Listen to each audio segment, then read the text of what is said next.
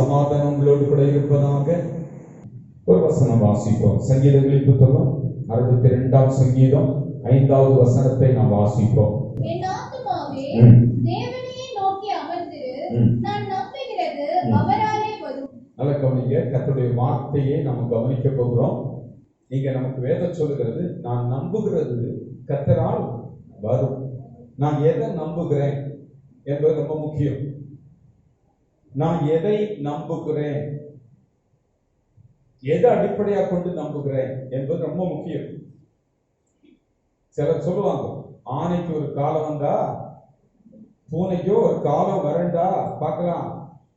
இந்த அடிப்படை நம்பிக்கை இல்லை. ஹலோ, நம்ம கவனிக்கிறீங்களா? நம்பிக்கை எதன் அடிப்படையில் இருக்க வேண்டும் என்பதை சற்று அலசி கரெக்ட் பண்றோம். அவங்க பக்கத்து வீட்டுல வீடு கட்டுறாங்க, நல்ல நிலைமையா இருக்கு. அது அவங்க வீடு கட்டுறாங்க, அப்பா இவ்வளவு பெரிய வீடு கட்டிட்டாங்களா, நானும் கட்டி காட்டுகிறேன் பாரு, நானும் இவ்வளவு நாளையில கட்டிடுவேன் அப்படின்னு சொல்றது அப்படி நம்புகிறது இல்லை. அது வைத்தறிச்சல்ல நம்புகிறது. அடுத்தவங்க மேல பொறாமையில வர்ற அப்படி வரக்கூடாது. அல்லேலூயா. நல்ல கவனிக்க ரொம்ப முக்கியம். அவங்க ஒரு டிவி பெருசா வாங்கி அப்பா பெரிய பார்சலாட்டே போகுது, ஒரு பெரிய டிவி வாங்கிட்டாங்க, நானும் பெரிய டிவி வாங்கி மாற்றப்பார்.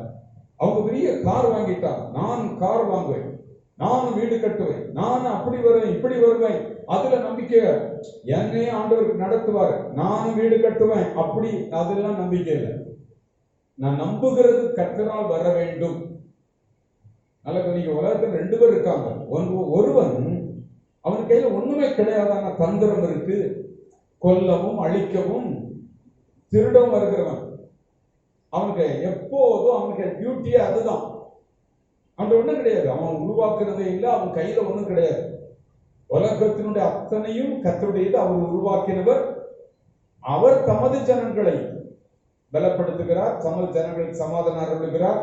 அவர் தமது ஜனங்கள் வெற்றியாக வாழ வழி செய்கிறார், உதவியாக இருக்கிறார், கூட இருப்பாரு, கைவிட மாட்டாரு, உயர்த்தி வைப்பாரு, தலையாக வைப்பாரு, தலைகுனிய விட மாட்டாரு, தலையை மூற பண்ணுவாரு, காரியங்கள் வாய்க்க பண்ணுவாரு. அவர் தான், அது மட்டும்தான் அதை செய்ய முடியும்.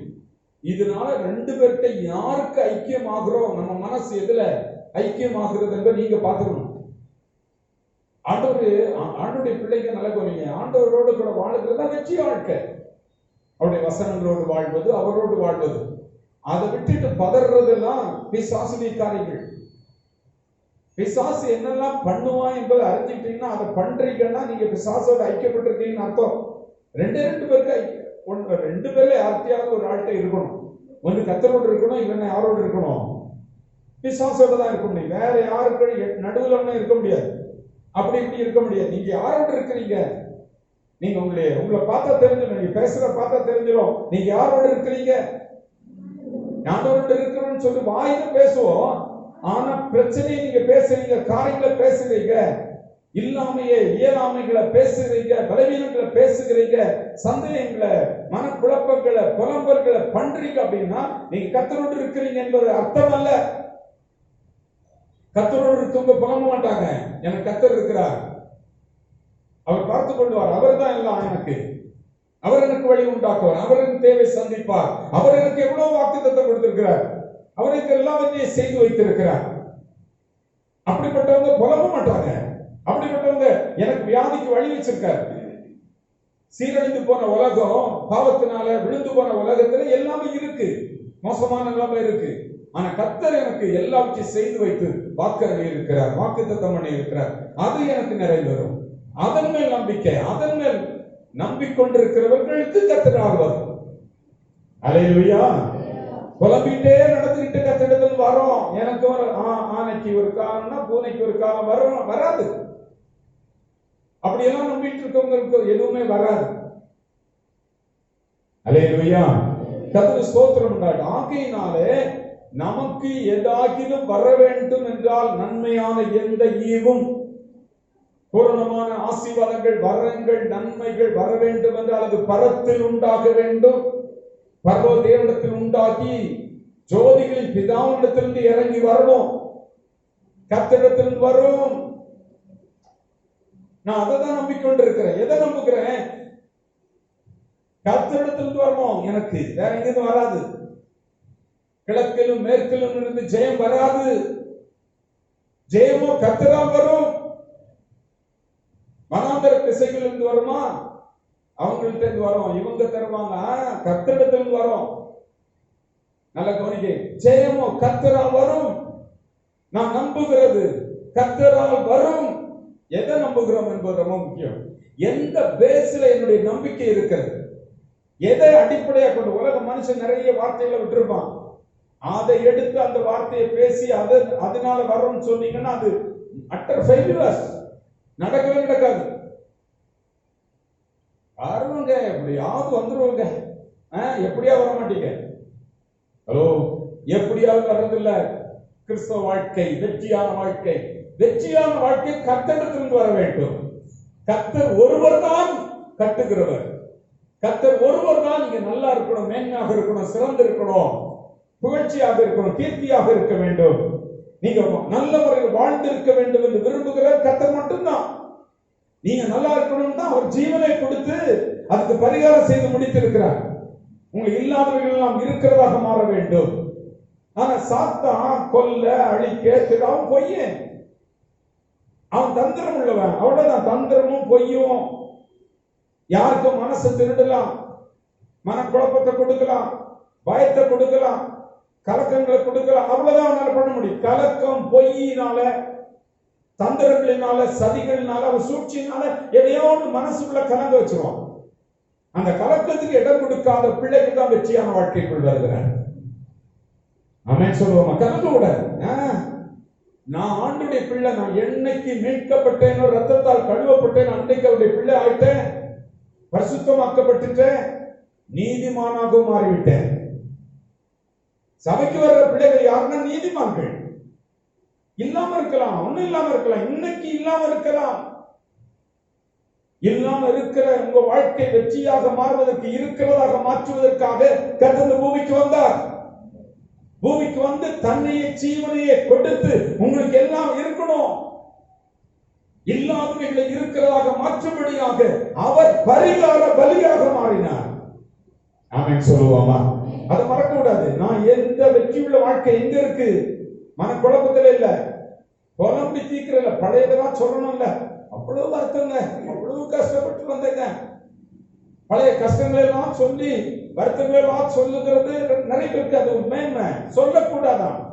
நான் உங்களுக்கு சொல்லுகிற கவனிக்கிறீங்க.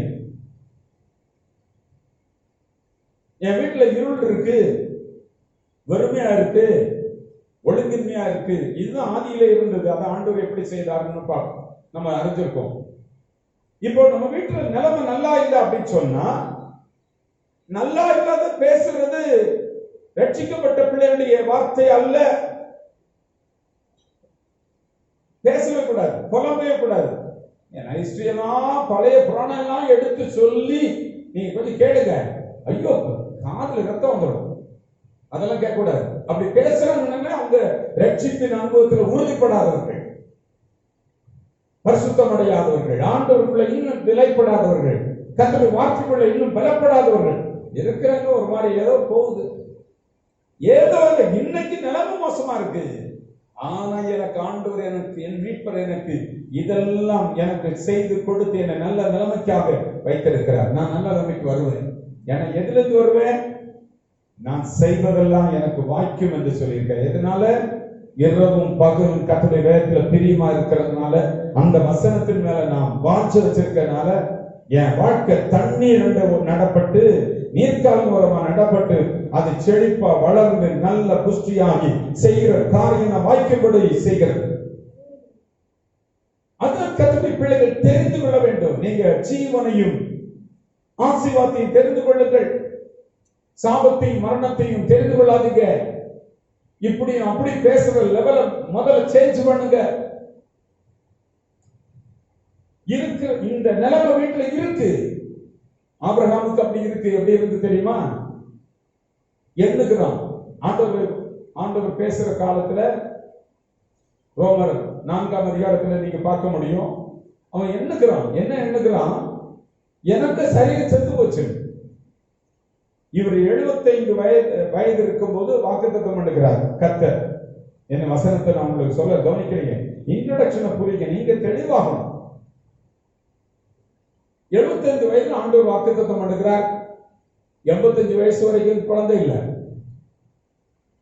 இப்போ குழந்தைக்குள்ள பாசிபிலிட்டி இருக்கு. 85 வயசுல சாராளுக்கு குழந்தைக்கு பாக்கிக்கு வாய்ப்பு இல்லை. ஆனா ஆபிரகாமுக்கு வாய்ப்பு இருந்திருக்கு. 85 வயசுல ஆகார் ஒரு சின்ன பொண்ணு ஆபிரகாமோட சேர்த்த உடனே இவருக்கு வித்துனால இஸ்மாயில் பிறந்துட்டான் 86 வயசுல. கவனிக்கிறீங்களா? ஆண்டவர் இன்னொரு 13 வருஷம் கழிச்சது. 86 வயசுல இஸ்மாயில் பிறக்கிறான். இப்ப சாமர்த்தியம் இருந்ததுனாலதான் பிறந்துச்சு. கர்த்தர் 13 ஆண்டுகள் சாமர்த்தியம் எல்லாம் முடியட்டும், என்னால பிறந்துன்னு சொல்லக்கூடாது. என்று கர்த்தர் தாமதப்படுத்தி 13 வருஷம் கழிச்சு 99 வயசுல 17ஆம் அதிகாரத்துல வந்து சொல்கிற உன்னை நான் பெரிய ஜாதியாக்குவேன், நீ அநேக ஜாதிகளுக்கு தகப்பனாக போற என்ற. கவனிக்கிறீங்களா? இப்போ 99 வயசுல அவருக்கு சரீரம் செத்து போச்சு. அவன் நினைக்கிறான் சரீரம் செத்து போச்சு. ஏன் ஒரு சின்ன பொண்ணு இல்ல, எந்த பொண்ணை கொடுத்தாலும் என்னால ஒரு குழந்தை பிறக்காது. ஹலோ, பிறக்காது. அந்த பக்கம் பார்த்தா மனைவி சாராளுக்கு கர்ப்பம் செத்து போச்சு. எண்ணுகிறான், என் நிலைமை இப்படி இருக்கு. வீட்டுல இருக்க நிலைமை, சூழ்நிலை, பிள்ளைகள் நிலைமை, வருமான நிலைமை, தொழில் நிலைமை, கடன் நிலைமை, ஒண்ணு இல்லாத நிலைமையை நினைச்சுக்கிட்டு எண்ணுகிறான். யாரு? அப்புறம் எண்ணுகிறான், ஏன் சரீரமும் செத்து போச்சு, அவளுக்கு கர்ப்பமும் செத்து போச்சு, இனி எங்களுக்கு குழந்தை பிறக்கணும்ல சாத்தியமே இல்லை. ஆனாலும் கர்த்தருடைய வாக்குத்தத்தத்தை நினைக்கிறான், உன்னை பெரிய ஜாதியாக்குவேன், நீ திரளான ஜாதிகளுக்கு தகப்பனாக. நம்புவதற்கே ஏதில்லை, எண்ணுவதற்கே வாய்ப்பு இல்லை. ஏன்னா சூழ்நிலை மோசமானது. ரெண்டும் பட்டு போய் கிடக்கு. பட்டு போன மரத்துல, பட்டு போன செடியில கனி வரும் அப்படின்னு சொன்னா நடக்காது என்பதை எண்ணுகிறான். நமக்கு எண்ண வேண்டிய சூழ்நிலை இருக்கும். வீட்டு சூழ்நிலை, வாழ்க்கை சூழ்நிலை எண்ண முடியாம ஒரு மாதிரி பட்டு கிடக்கிற மாதிரி இருக்கும். ஆனாலும் அவன் வார்த்தை, கர்த்தருடைய வார்த்தையை நம்புகிறான். அது ரொம்ப முக்கியம். யார் சொன்ன வார்த்தை? மகிமையின் தேவன் சந்தித்தவர் சொன்ன வார்த்தை ரொம்ப முக்கியம். ஜீவனுள்ள தேவன் சொல்லுகிற வார்த்தை ரொம்ப முக்கியம். அதை நம்புகிறது ரொம்ப முக்கியம். லிப்ட்ல கவனிக்கிறீங்க, லிப்ட் பார்த்திருக்கீங்க, லிப்ட்ல ஏறதுக்கு போயிருக்கோம். கிரவுண்ட் ஃப்ளோர் 0ல ஏறணும். 0ல ஏறி நின்னுட்டு 0 அமுத்தினா என்ன நடக்கும்? போகாது, எதுவுமே நடக்காது. லிப்ட் மேல போகணும்னா 1வது பட்டனோ 2வது 3வது 4வது 5வது எந்த மாடிக்கு போகணுமோ அந்த பட்டனை அமுத்தினாதான் லிப்ட் மேல போகும். வாழ்க்கையில 0ல இருக்கலாம், பிரச்சனைகள் இருக்கலாம், கடன்களில் இருக்கலாம், ஒண்ணு நடக்காம இருக்கலாம், பல சூழ்நிலைகள் உங்களுக்கு இருக்கலாம். நீங்க அமுத்த வேண்டிய பட்டன் 0 அல்ல, இருக்கிற பிரச்சனையை பேசுவது அல்ல. மேல போறதுக்கு லிப்ட் பட்டன் இருக்கு. என்ன பட்டன்? கர்த்தர் என்னை, இந்த நிலைமையில் இருக்கிற என்னை, சிறியவனை புழுதியிலிருந்து எடுத்து, எளியவனை குப்பையிலிருந்து எடுத்து என்னை பிரபுக்களோடு அதிபதிகளோடு மேல உட்கார வைப்பார். நான் என் பிள்ளைகள் அந்த நிலைமைக்கு வருவோம். இதான் லிப்டுக்குரிய மேல் பட்டன். நான் வாளாக இருக்க மாட்டேன். வால் இன்னைக்கு ஒண்ணும் இல்லாம வால் போல இருக்கிறேன், கருதப்படாத இடத்துல இருக்கிறேன். தலையாக வருவேன். Lift button. நான் கீழாக இருக்காமல் மேலாக வருவேன். Lift button. நாம் என்னை கர்த்தர் மேன்மையாக வைப்பார். லிப்ட். ஆமென் சொல்லுவோமா?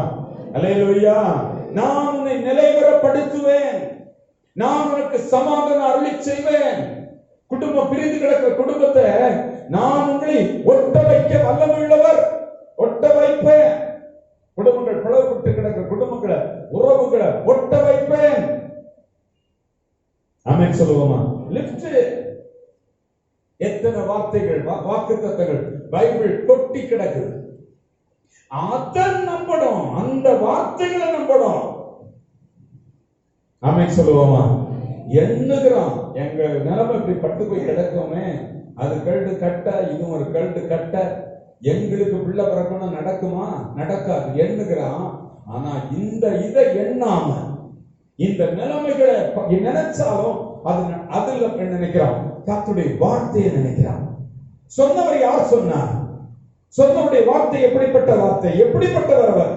அவர் மாறாதவர், வாக்கு மாறாதவர். Is unchanging. கவனிக்க, அவர் இல்லாததை இருக்கிறதாக மாற்றக்கூடியவர். இதை நான் நம்புகிறான். அப்ப எனக்கு ஒரு வாக்கு கொடுக்கிறான், அந்த வாக்கை நம்புகிறான். வாக்கு ரொம்ப முக்கியம். நான் நம்புகிறது கர்த்தரால் வரணும்னா நான் எதை நம்புகிறேன் என்பது ரொம்ப முக்கியம். அவன் கட்டுக்கிறான், அதை பார்த்து பொறாமப்பட்டு வயிற்றெரிச்சல்ல நானும் அப்படி வருவோம் பாரு அப்படி சொல்றது இல்ல, அது வரதில்லை. எனக்கும் வரங்க, நான் கர்த்தரை நம்பி இருக்கேன், அப்படி வராது. கர்த்தரை நம்புகிறேன்னா கர்த்தருடைய வார்த்தையை நம்பணும். யாரெல்லாம் கர்த்தரை நம்புகிறேன் சொல்லுகிறாங்களோ அவங்களுக்கெல்லாம் தெளிவா தெரியட்டும், நான் கர்த்தரை நம்புறேன் சொல்லிட்டு ஏமாத்திட்டு இருக்கிறத விட்டுருங்க. கர்த்தரை நம்புகிறேன்னா கர்த்தருடைய வார்த்தையை அவர் சொன்னதை நம்புகிறேன். யாரெல்லாம் கர்த்தருடைய வார்த்தையை நம்புகிறீர்களோ அவர்களுக்குள் கர்த்தர் இருக்கிறார். நான் கர்த்தரை நம்புறேன் சொல்லிட்டு சும்மா குருட்டுத்தனமா அப்படி நடந்தா ஒன்னும் நடக்காது. கடந்த நாட்களில் 30, 38, 39 வயசுல கர்த்தர் அற்புதம் செய்திருக்காரு இந்த லாக்டவுன்ல. அல்லேலூயா. நம்முடைய சகோதரிமாருக்கு குழந்தை பாக்கியங்களை கொடுத்திருக்கிறார். போன 10 நாளைக்கு முன்னால ஒரு சகோதரனும் சகோதரியும் நம்முடைய ஜபங்கள்ல 38 வயசுக்கு பிறகு இத்தனை வருஷமா குழந்தை பாக்கியம் இல்லாம கண்ணீரோட இந்த பிள்ளைகளுக்கு ஜபத்தை கேட்டு குழந்தையை கர்த்தர் கொடுத்தார். சாட்சி சொல்லுவாங்க நம்ம சபையில. நம்புவதற்கு ஏதுவே கிடையாது, சாத்தியமே இல்லை. எல்லாரும் சொல்றாங்க சாத்தியமே இல்லை, ஆதாரங்களே சரியில்லை. எப்படி நடக்கும்? ஆதாரமே இல்லைங்க, நல்ல நிலைமையான ஆதாரங்கள் இல்லை. விசுவாசிக்கிறதுக்கு ஆதாரமே கிடையாது. ஒண்ணுமே ஆதாரம் இல்லாத காரியங்கள் ஆபிரகாமுக்கும் உங்க மனைவி சாராளுக்கு இருந்து. ஆனா யார் சொன்னா இந்த வார்த்தையை அவங்க மனதில் வச்சுக்கிட்டாங்க, இருதயத்துல பதிச்சாங்க, வாயில சொல்றாங்க, கர்த்தர் சொன்னது நடக்கும்.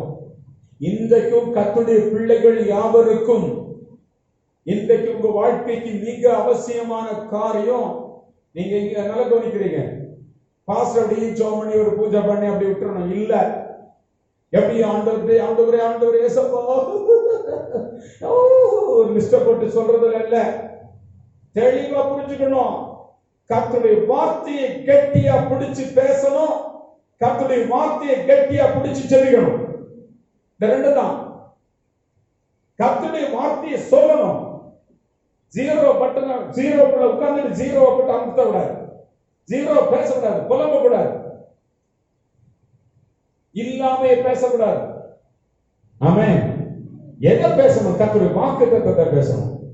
எனக்கு ஜெயம் கொடுக்கிற ஆண்டவர், என்னை வெற்றி சிறக்க பண்ணுகிறவர், என்னை சிறந்திருக்க பண்ணுகிறவர், என்னை எல்லா சத்துருக்களுக்கு முன்பாக என் தலையை உயர்த்தி வைக்கிறவர். இதைத்தான் நம்ம எண்ணணும். எவ்வளவு வாக்குத்தத்தம். நான் பட்டணத்துக்குள்ளேயும் ஆசீர்வாதமா இருப்பேன், நான் வெளியிலையும் ஆசீர்வாதமா இருப்பேன், என் ஊர்ல நான் ஆசீர்வாதமா இருப்பேன், நான் எந்த ஊருக்கு போனாலும் அங்க ஆசீர்வாதமா இருப்பேன். ஆமென் சொல்லுவோமா? உன் பிரயாணம் ஆசீர்வாதமா இருக்கும், உன் வருகை உன் போக்கு ஆசீர்வாதமா இருக்கும், உன் கூடை ஆசீர்வதிக்கப்பட்டிருக்கும். உன் வியாதி, இப்ப வியாதி பார்த்தா தீராது போல இருக்கு. நான் எழும்புவேனா, நான் சுகமடைவேனா தெரியாத போல இருக்கு. இல்ல, கர்த்தருடைய வார்த்தை சொல்லுது. அல்லேலூயா. கர்த்தர் சொல்றார், கர்த்தரை நம்பி திடனாய் இருக்கிற இருதயம்னா பதட்டமே படாது. அவன் இருதயம் கர்த்தரை நம்பி திடனாக இருக்கும். கர்த்தருடைய பிள்ளை சொல்லுகிறவனுக்கு மிக முக்கியமாக கொடுக்கப்பட்ட சங்கீதம் 112.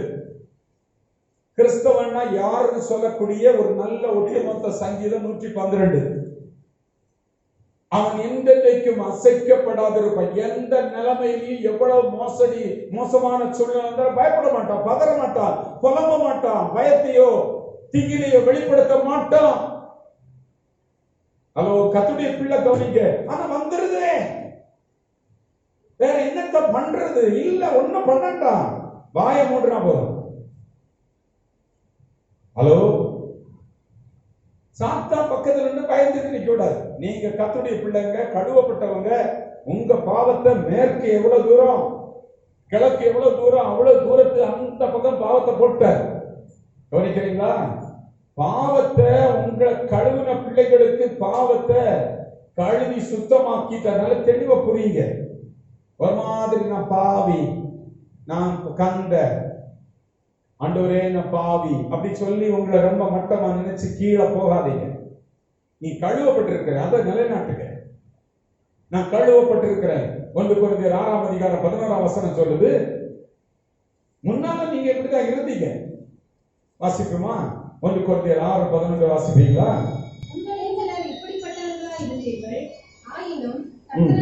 நீங்க முன்னால இப்படிப்பட்டவங்கள உங்களை சில இருந்தீங்க. ஆனாலும் கர்த்தராகிய இயேசு கிறிஸ்துவின் இரத்தத்தினாலும் பரிசுத்த ஆவியினாலும் கழுவப்பட்டீங்க. ஒரு முறை நீங்க கழுவப்பட்ட அன்றைக்கு முதல் நீங்கள் பரிசுத்தவான்கள், நீங்கள் நீதிமான்கள். இத மனசுல நிலைநாட்டணும். நான் இன்னும் பாவி பாவின்னு சொன்னா பாவத்திட்ட வெளியே வர மாட்டீங்க. கவனிக்கிறீங்களா?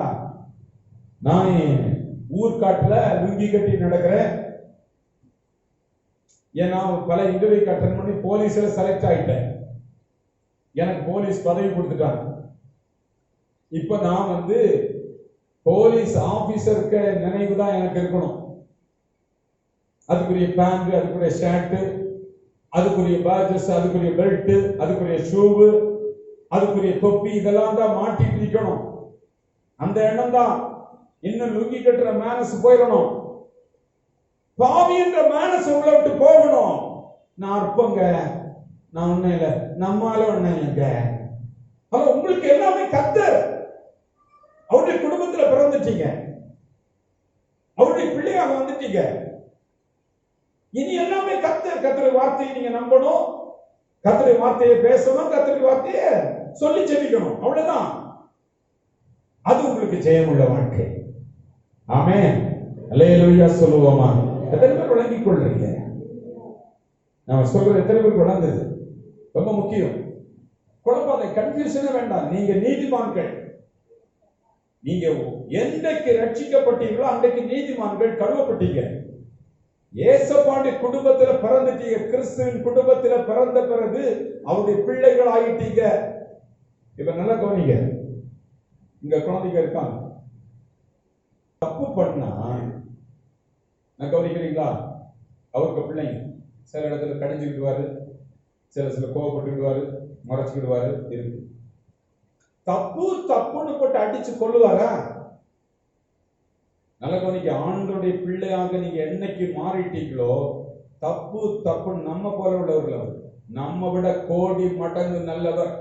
என் பிள்ளை நீ ஆயிட்டப்பா, என் பாதையில் நடன்னு சொல்லி உங்களை அன்போடு தான் நடத்துவார். அவங்க தப்பு தவறுகள், அதுக்காக நீங்க திருந்தாம இருந்து எனக்கு போட்டு தெளிவார். நான் உணர்ந்துக்கிறேன் தப்பு பண்றேன் அப்படின்னு உணர்ந்துட்டேன்னா அந்த தப்பை நினையாத தேவன், தப்புக்காக மற்றவர்கிட்ட காட்டி கொடுக்காத தேவன். அப்படின்னா பேதுரு காட்டி கொடுத்திருப்பார். கவனிக்கிறீங்க? அவர் தூரமா தள்ளுற, மேற்கு எவ்வளவு தூரம் பார்த்தா கண்டுபிடிச்சிருக்கீங்களா? மேற்குடைய திசையை கண்டுபிடிச்சிருக்க எத்தனை பேர் இருக்கீங்க? மேற்கு காட்டி தர முடியும். மேற்குக்கும் கிழக்குக்கும் எவ்வளவு தூரமோ அவ்வளவு தூரமா அவர் நம்முடைய பாவங்களை விலக்கி இருக்கிறார். இதை நீங்க நினைக்கணும். என்னுடைய பாவத்தை விலக்கிட்டாரு. சும்மா பாவத்தை வச்சுக்கிட்டே சுமந்துட்டு இருக்காதீங்க. மனசுல 4 விதமான மன்னிப்பு இருக்கு. ஆண்டவரிடத்துல ஒரு மன்னிப்பு கேட்டு ஆண்டவர்கிட்ட சரியாயிரும். தப்பு பண்ணவன்கிட்ட மன்னிப்பு கேட்டு அவங்க சரியாயிரும். அவன் நான் தப்பு பண்ணாம அவன் என்ன பகைக்கிறான்? அவன் எனக்கு தப்பு பண்ணிட்டான், அடுத்தவன் தப்பு பண்ணிட்டான், அதை நான் மன்னிக்கணும். 3ஆம் மன்னிப்பு. 4ஆம் மன்னிப்பு, என் மனசாட்சி என்னை நானே மன்னிக்கணும். ஆமென் சொல்லுவோமா? 4 விதங்கள மன்னிப்பை பெற்றுக்கொண்ட பிள்ளைகளாக வாழுங்க. எனக்கு மனசுலயே குற்ற உணர்வு இருக்கு, அன்னைக்கு அப்படி இன்னைக்கு இப்படி அப்படின்னு சொல்லி நினைக்காத. நான் ஆண்டவருடைய பிள்ளை, கழுவப்பட்டிருக்கேன், என்ன மன்னி ஆண்டவரே, என்ன சுத்தமா. அல்லேலூயா, கர்த்தர் ஸ்தோத்திரம். உங்களை நல்ல நீங்க என்னைக்கு ஞானசம் எடுத்து மன்னிக்கப்பட்ட ஞானசம் எடுத்தீங்களோ அண்ணலுக்கு நீங்க அவருடைய பிள்ளைதானே தவிர பாவி இல்லை. தப்பு தவறுகளை கண்டு பதறாதீங்க. இதனாலதான் எனக்கு இப்படி வந்திருக்கும், எனக்கு அதனாலதான் வந்திருக்கும். இல்ல, ஆண்டவர்கிட்ட போய் ஆண்டவரே தப்பு பண்ணிட்டேன், செய்ய மாட்டேன். அது பிறகு உங்களை அந்த ரட்சிக்கப்படாத பாவிக்க ஸ்தானத்தில் உங்களை அடிக்க மாட்டார். உங்களுக்கு அந்த நியாய தீர்ப்பே கிடையாது. அல்லேலூயா, நல்ல கவனிங்க. எனக்கு ஒரு பேரன் இருக்கான், என் கண்ணு முன்னால. நான் பிள்ளைகள் அப்படிதான் வளர்த்துருக்கேன். என் பேரன் இருக்கான்.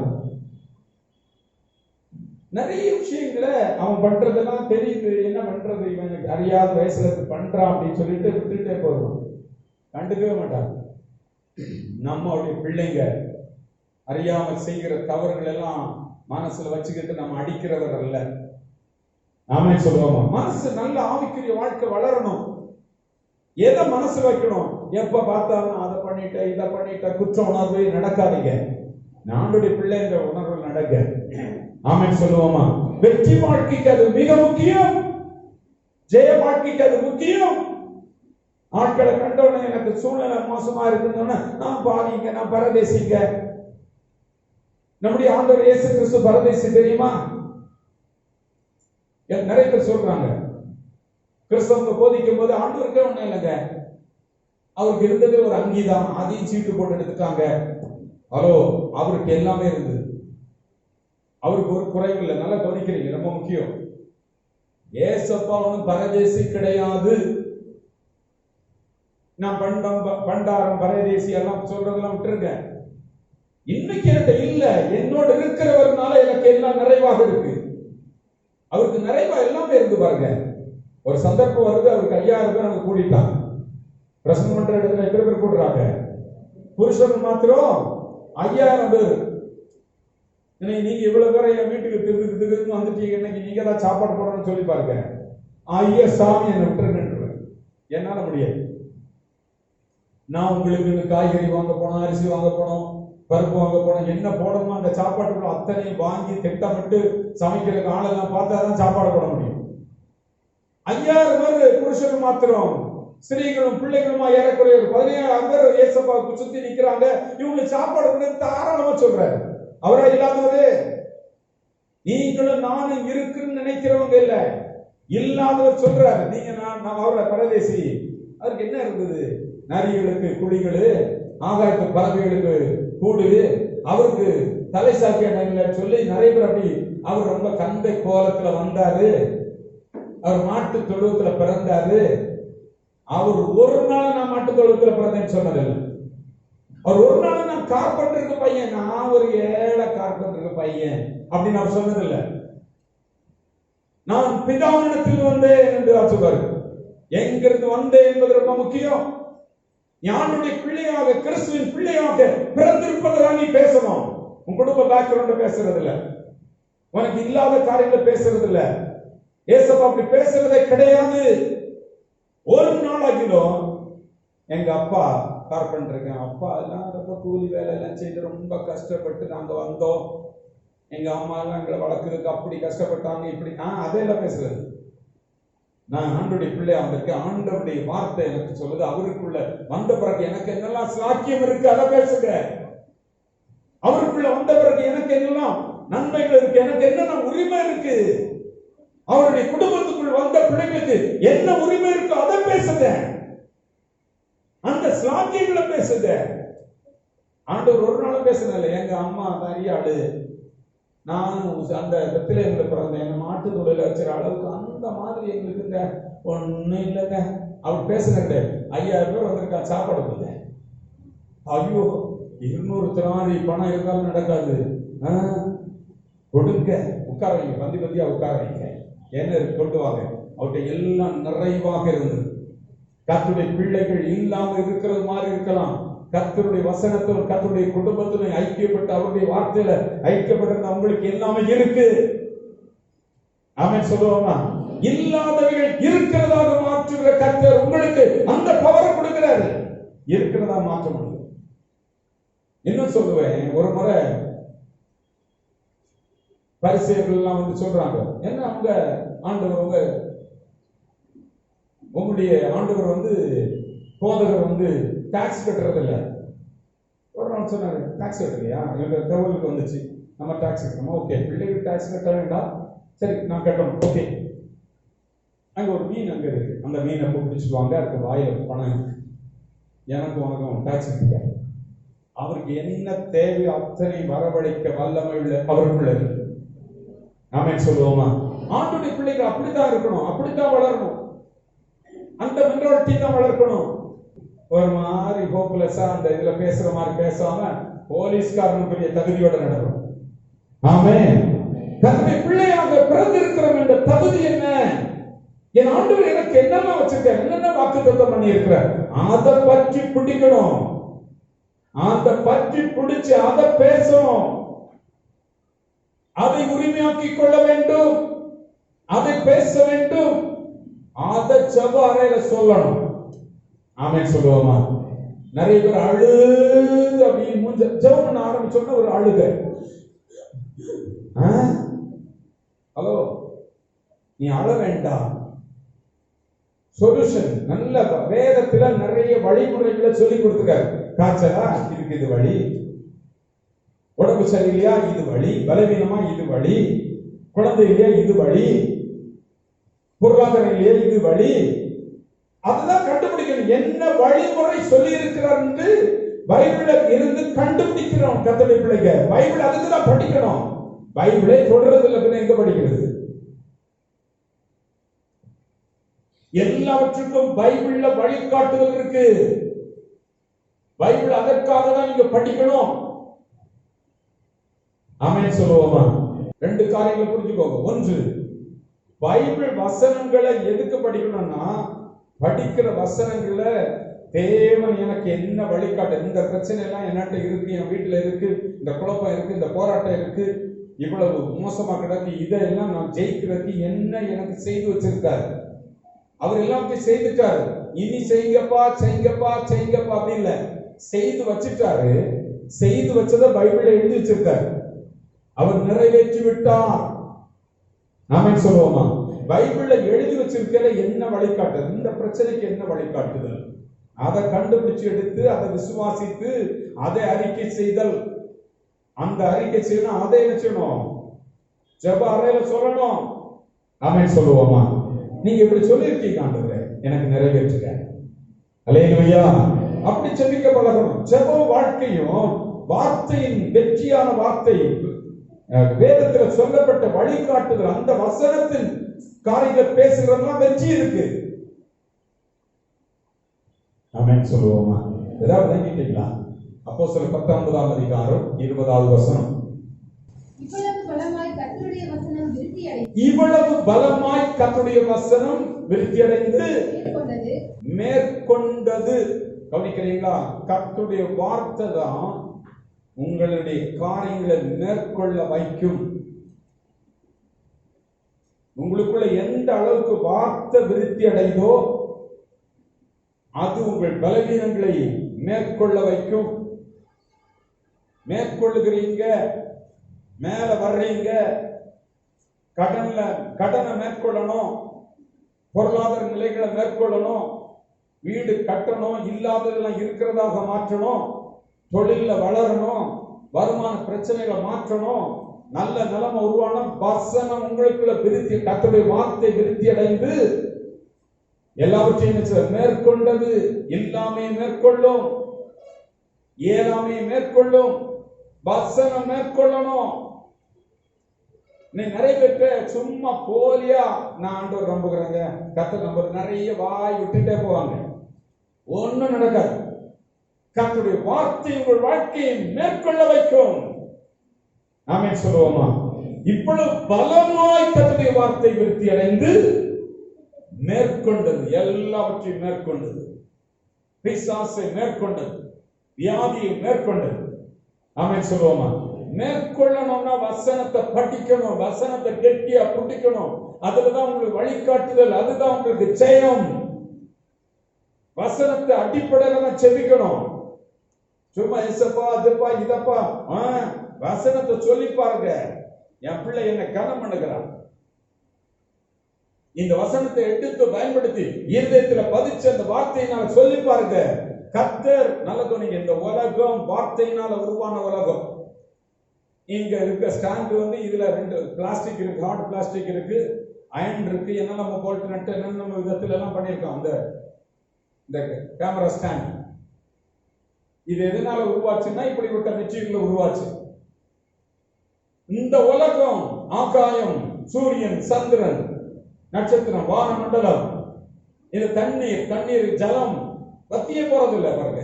நீங்க கொண்டு ஒரு கொஞ்சம் இடத்துல ஒரு 10 குடம் தண்ணி கோரி ஊற்றி பாருங்க, ஒரு லாரி தண்ணி ஊற்றி பாருங்க, நிக்காது, அவ்வளவு வத்தி போயிடும். எத்தனை காலமா அந்த தண்ணி வத்துறது இல்லை.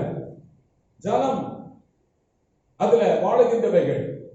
இந்த நிலப்பரப்பு, இவ்வளவு கட்டியான நிலப்பரப்பு, இல்ல தங்கம், வெள்ளி, கிரானைட், அந்த மார்பிள், இந்த மார்பிள், ரத்தன கல், அந்த கல், வச்சிர கல், என்னெல்லாமோ இருக்கு.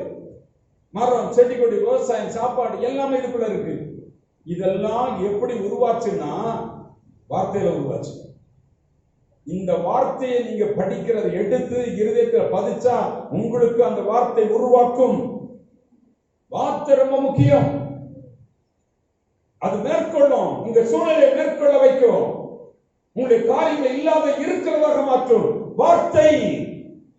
இன்னொரு வசனத்தை சொல்லி நான் முடிக்க விரும்புகிறேன். வாசிப்போமா? 1 தெசலோனிக்கேயர் 2ஆம் அதிகாரம் 13வது வசனம். ஆகையால் நீங்கள் தேவ வசனத்தை எங்களாலே கேள்விப்பட்டு ஏற்றுக்கொண்ட கவனிங்க. தேவ வசனத்தை நிறைய பேர் படிக்க தெரியாதவங்க கவனிக்கிறேன். தேவ வசனத்தை எங்களால கேட்கிற அந்த தேவ வசனத்தை கேள்விப்பட்டு பெற்றுக்கொண்ட போது அதை மனுஷர் வசனமாக ஏற்றுக்கொள்ளாமல், பைபிள் படிக்க தெரியாதவங்க அத்தனை பேரும், விளங்கிக் கொள்ள தெரியாதவங்க அவ்வளவு பேரும் வசனங்களை, கர்த்தருடைய பிரசங்கத்தை, வார்த்தையை எப்படி கேட்கணும்னா இது மனுஷ வார்த்தை என்று கேட்காமல் தேவனுடைய வார்த்தை என்று அவர்கள் கேட்டதுனால நாங்க அதனால கர்த்தரை ஸ்தோத்திரிக்கிறோம். அது மெய்யாகவே தேவ வசனம் தான். நல்ல நீங்க மனுஷ வார்த்தைன்னு கேட்க கூடாது பிரசங்கத்தை. அது நல்ல தெளிவு. எனக்கு தான் பைபிள் படிச்சு ஒன்னும் புரிஞ்சுக்க முடியல. இத மனுஷ வார்த்தை, இது கர்த்தருடைய வார்த்தை என்று மனசு நல்லா எடுத்துக்கணும். அது மெய்யாகவே தேவ வசனம் தான். விசுவாசிக்கிறவனுக்கு உங்களுக்குள்ளது பலன் செய்கிறது, கிரியை நடப்பிக்கும். தேவ வசனத்தை கேட்கிற காதுல இந்த வசனத்தை பிடிச்சுக்கணும். ஒரு பிரசங்கம் பண்றதுக்கு நான் உட்கார்றேன் அப்படின்னா அதுல இருக்க வசனங்களை நான் பிடிப்பேன். எனக்கு நடக்கணும். இது அருமையான கர்த்தருடைய பிள்ளைகள் அப்படி பழகணும். படிக்கிற போது அந்த வசனத்துல தேவன் என்ன வழிகாட்டுதல் வச்சிருக்காரு, இந்த பிரச்சனைக்கு என்ன வழிகாட்டுதல் வைத்திருக்கிறார், எல்லாவற்றையும் செய்து முடித்து விட்டார். இந்த பிரச்சனையை நாம் மேற்கொள்ளணும். பிரச்சனையோடு வாழ்வது தேவ திட்டம் அல்ல. ஏற்கனவே அவர் எல்லா வழிகளையும் செய்து வைத்திருக்கிறார். வழியை கண்டுபிடிச்சு அதை ஃபாலோ பண்ணணும், அவ்வளவுதான். பைபிள் அப்படித்தான் படிக்கணும். சத்தியத்தை கேட்கும் போது தேவ வசனம், தேவனுடைய சத்தம், இது தேவ வார்த்தையை காதுல விடுது. இதை நான் எடுத்துக்கணும், அதை பிடிச்சுக்கணும். அந்த வசனத்தை இருதயத்தில் பதித்து வாயில பயன்படுத்தணும். ஆமென் சொல்லுவாங்க. அல்லேலூயா. கர்த்தரை ஆசீர்வதிப்பார். நல்ல கவனிங்க. எந்த நாள்ல கவனிங்க, கர்த்தருடைய வார்த்தைக்கு ரொம்ப முக்கியத்துவம் கொடுங்க. அதை பிடிங்க. அது உங்களை என்ன செய்தான்? வேத வசனம் அவர்களை மேற்கொண்டது. மேற்கொள்ளும். நீங்க மேல வர முடியும். எல்லா பிரச்சனையும், சூழலையும், இல்லாமைகளையும், வெறுமைகளையும், தரித்திரங்களையும் மேற்கொண்டு மேல வர்றோம். வசனம் உங்களுக்குள்ள எந்த அளவுக்கு வசனம் விருத்தி அடைந்து வளருதோ அந்த அளவுக்கு மேற்கொண்டு வருவீங்க. கர்த்தரை ஆசீர்வதிப்பாராக.